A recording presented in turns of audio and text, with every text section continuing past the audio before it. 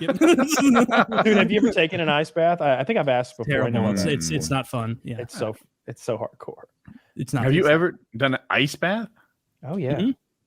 I've put body parts in ice. Like you can, like, if your foot's super swollen, you can put ice on your foot, or if you're really hardcore, you put your foot in an ice bath. I've done that, but neck down, nothing like what that. I've done.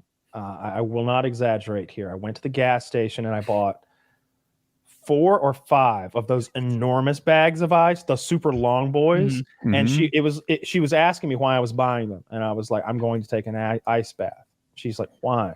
And I explained to her that I was trying to make my muscles heal faster by making I was like, I'm going to make my body think it's dying, so it's going to pull all the blood from my limbs to my core and my brain to try to keep me alive.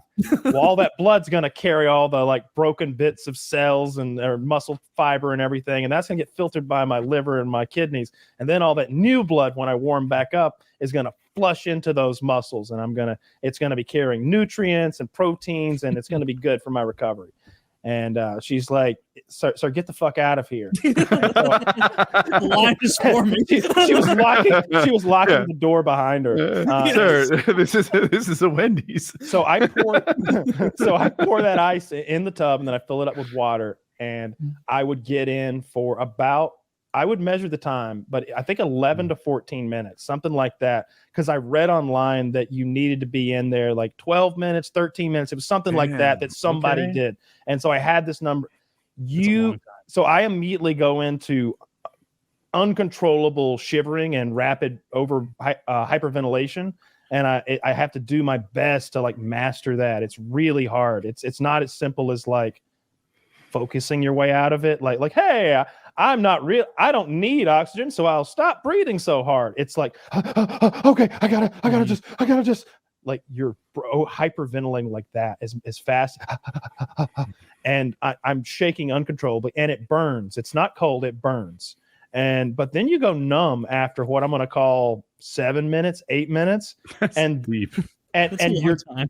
and so like, as long as you don't go any deeper, and like that's, I would be completely numb, and the water's like up to here, and I'd sink a little more, and I'm like, oh my God, it's cold in here. This inch wasn't ready. My collarbone had no idea what the rest of me was suffering through. Why didn't my nipples tell my collarbone about this? And I have some videos somewhere of me in there, like suffering, like talking to the camera. I don't know. They're probably on my last phone. But one time I stayed in too long, and I literally like dropped my core body temperature, or maybe was borderline. I was in the early stages of hypothermia. I guarantee it, if a paramedic were there, he'd be like, you have hypothermia. Because I got in the bed, covered up as much as a man can cover. Like I'm like multiple blankets, and shivered for an hour straight, like an hour straight. And I'm still shivering, and I would feel my extremities, and they're still like clammy cold. Were you a little worried after like 45 minutes? Like, nah, a human body. I knew I'd warm up eventually. It was just going to take a while, but like those ice baths are one of the most hardcore things I've ever done. I highly recommend that somebody tries to do it once just to see what's up, because you do feel tremendous afterwards. If you're kicking off a workout program, the first couple of weeks, you're going to have so much muscle soreness. This fixes muscle soreness. I did. Really? It would like when you're like effective. When your quads and like glutes or whatever are just so shredded that just touching them and pushing on them, you can feel it'll like suck that pain out of them somehow. I don't know what it was so nice for that. My workouts are shit right now. I knew that with a broken leg, I wasn't going to have the most productive workouts, but I didn't know how much everything would suck. If I'm going 30 feet, I grab the crutches. If I'm going 3 feet, I just hop. Everything in the gym is just hopping around on one leg. It is so difficult to move my bench. To move my bench, you tip it up like more than you'd guess, like almost 90 degrees. And then you drag it around on these like rollerblade wheels. Anyway, doing that on one foot and like hopping the bench around is real tricky and kind of dangerous, because you feel like you're going to drop it on yourself. And there's no place to sit. And overhead press, right? Like, I'll just put 1 foot bias, for example. That foot's already tired. It's been hopping for 30 minutes now.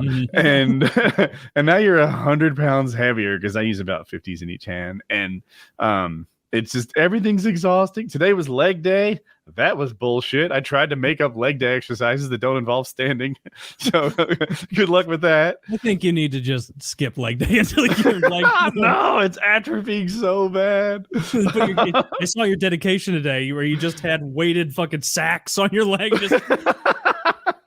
And I could imagine like your mentality as you're doing He's it. pointing like, at his muscle going. Nothing. Like it's, I guess.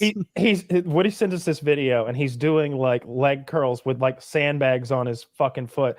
And he's pointing at his legs muscles and he's going, they're starting to shrink. They're starting to shrink.